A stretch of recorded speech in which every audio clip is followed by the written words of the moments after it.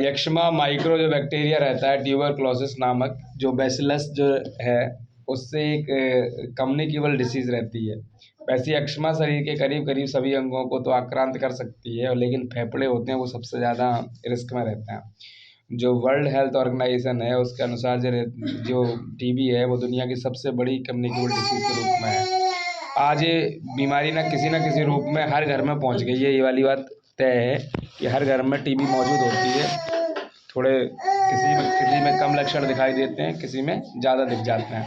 मैंने बताया कि किसी न किसी रूप में हर घर में ये मौजूद है। और जैसे कोई बंदा अगर खाता पीता कम है, यानी कुपोषण है, कमज़ोर है शरीर से, उसका रहन सहन खराब है, गंदा रहन सहन है, तो ऐसे लोगों को होने के चांस ज़्यादा रहते हैं। क्षय रोग ट्यूबरक्लोसिस, इसे पल्मोनरी ट्यूबरक्लोसिस कहते हैं।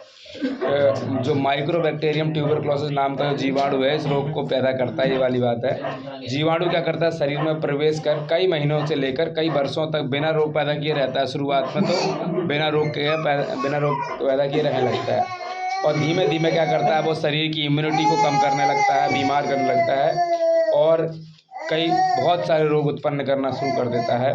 जिन लोगों का रहन सहन निम्न स्तर का, उन लोगों को ध्यान रखना चाहिए इस बात का। गरीबी, अशुद्ध वायु, सूर्य का प्रकाश की कमी और भीड़ भाड़ रोग के प्रसार में सहायक होती हैं, ठीक है ना। पहले से कमज़ोर एवं जो शराबी व्यक्ति हैं उनमें ये रोग जल्दी हो जाता है, ठीक है ना। और कमज़ोरी मेन चीज़ ध्यान रखना है कि धूल एवं धूम्रपान वातावरण में काम करने वाले लोग हैं, या बड़े बड़े कारखानों या मिलों में काम करने वाले लोग हैं, उन लोगों में ये रोग ज़्यादा होने के चांस जाता है।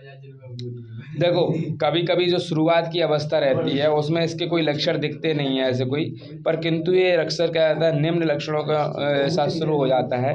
जैसे हल्का बुखार आने लगना, थोड़ा थोड़ा बुखार आने लगता है, और वो बुखार बना ही रहता है, मतलब शाम के समय बुखार आ जाता है और फिर वो बना रहता है। खांसी आती रहती है उस बंदे को, खांसी आना, भूख नहीं लगती और वजन कम होते चला जा रहा होता है, सीने में दर्द होता रहता है उसके, खांसी में खून आता है, सांस फूलती है उसकी, और रात में पसीना अधिक आता है, गले में उसे गांठें सी नज़र आने लगती हैं। अब ज़रूरी नहीं है कि ये सारे के सारे लक्षण उसके अंदर दिखें, अगर कुछ लक्षण भी दिख रहे हैं तब भी टेंशन वाली बात है, रिस्क वाली बात है। रोगी में इनमें से सभी लक्षण हो सकते हैं। खास बात यह है कि इन लक्षणों को आधार मानकर टीबी का इलाज करने में धोखा भी हो सकता है। अगर मान लो कि इसको इलाज कराने लगे टीबी का, तो भी धोखा हो सकता है, तब भी समस्या गंभीर बन सकती है। इनको देखकर आशंका हो सकती है। पुष्टि कैसे करें, जो बलगम है, बलगम जो निकलती है और जो ब्लड आ रहा होता है, जो एक्सरे होते हैं, उनके जांच के बाद ही कंफर्म हो पाता है कि है क्या।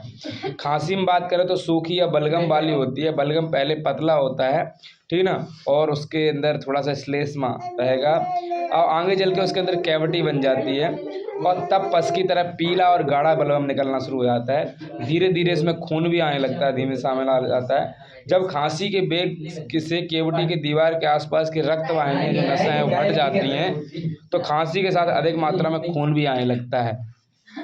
कुछ बच्चों में तो क्या रहता है, कुपोषण का शिकार होते हैं, जिनको काली खांसी, खसरा या HIV संक्रमण हो, उनमें मलेरिया ट्यूबरक्लोसिस होने की अधिक संभावना रहती है। रोग की पहचान ऐसे कर सकते हैं कि रोगी से बीमारी के बारे में विस्तार के साथ चर्चा करना चाहिए। साथ में परिवार का बैकग्राउंड देखना चाहिए कि परिवार में पहले किसी को तो नहीं थी ये बीमारी। शारीरिक जांच होती है, यानी क्लिनिकल एग्जामिनेशन करना पड़ता है। जांच में इसके खून, पेशाब, थूक, एक्सरे, इनकी जांच करनी पड़ती है। रोग अभी सक्रिय एक्टिव है या नहीं ये देखना पड़ेगा। देखो, मैंने कहा ना, है मौजूद तो है घरों में, पर एक्टिव रूप में है कि नहीं ये चेक करना है अपन को। बलगम में जीवाणु मिलने पर निदान पूरी तरह से हो जाता है, किंतु जिन रोगियों में जीवाणु नहीं जाता परंतु एक्सरे फिल्म रोग में दर्शाती है, तो उन रोगियों में भी टीबी का इलाज करना चाहिए। ट्यूबरक्लोसिस जो टेस्ट रहता है, ट्यूबरक्लोसिस टेस्ट, मैनटॉक्स टेस्ट भी, तथा कल्चर और सहनशीलता, ये जांच रोग निदान में भी सहायक है, इतना ध्यान रखें। रोग का परिणाम ये होता है कि अगर रोग हो जाता है किसी बंदे को, तो ये परिणाम ये होता है, अगर रोगी शुरू से ही अपना उपचार पूरी लगन से और पूरे समय से करा लेता है, अथवा वह बिल्कुल ठीक, इससे क्या रहता है, अगर ठीक करा लेता है तो ठीक हो जाता है, अगर इलाज शुरू से ही करा लेता है। जो रोगी उपचार नहीं करवाते हैं और दवाइयाँ पूरे समय तक नहीं खाते हैं, उनसे बीमारी क्या रहता है, उनमें बीमारी बहुत ज़्यादा हो जाती है और उसके बाद क्या रहता है, कॉम्प्लिकेशन स्थितियाँ पैदा हो जाती हैं। इस रोग का उपचार पूरी तरह संभव है अगर रोगी चिकित्सक का साथ देता है तो। यदि रोगी को मान लो डायबिटीज़ है, मधुमेह है साथ में, तो उसे पहले मधुमेह का इलाज यानी डायबिटीज़ का इलाज भी कराना चाहिए साथ में।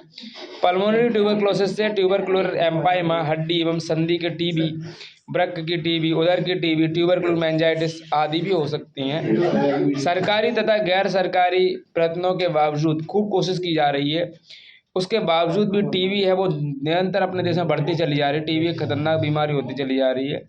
सरकार बहुत कोशिश कर रही है इसको थामने की, ठीक है ना।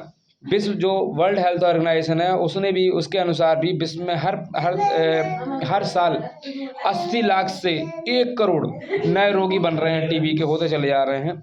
लगभग 30 लाख मौतें हर साल टीबी के कारण ही हो रही हैं। चिकित्सा विधि है कि इस रोगी को रोगी के अलावा अलग सूखे हवादार कमरे में रखना चाहिए रोगी को। उसके बर्तन वस्त्र आदि उसको छुए नहीं, उपयोग नहीं करना चाहिए। उसके थूक आदि जमीन में गाड़ देने चाहिए या जला देना चाहिए। यक्ष्मा की चिकित्सा में औषधियों की अपेक्षा विश्राम या बल पुष्टि पर कारक पथ्य का अधिक महत्व है। क्षय रोगी को मूल औषधियों के साथ कैल्शियम देना जरूरी होता है।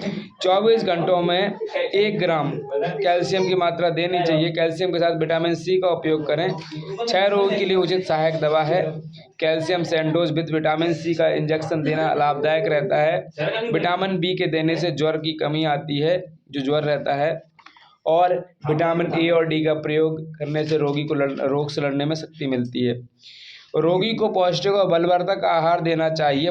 भोजन में समुचित मात्रा में प्रोटीन, कार्बोहाइड्रेट और विटामिन होने चाहिए। इस रोग में दवाइयों के साथ साथ उचित भोजन की भी उतनी आवश्यकता होती है। भोजन में मांसाहारी चीज़ें देनी चाहिए, जैसे अंडा हो गया, मीट हो गया, गोश्त है, मछली आदि। शाकाहारी रोगी अगर शाकाहारी रोगी है तो उसको दूध दो, पनीर दो। हाँ, तो जो मैंने शाकाहार वाली बात कही, अगर शाकाहारी रोगी है तो उसको दूध दो, पनीर दो, दालें दो, हरे पत्ते की सब्जी दो, ताज़े फल संपूर्ण मात्रा में लो। गर्म दूध भूख के अनुसार 100 से 300 मिलीलीटर तक देना चाहिए। और मांसाहारी रोगी को तो मैंने बता ही दिया है कि उसको अंडा, मीट, गोश्त, मछली आदि देने चाहिए।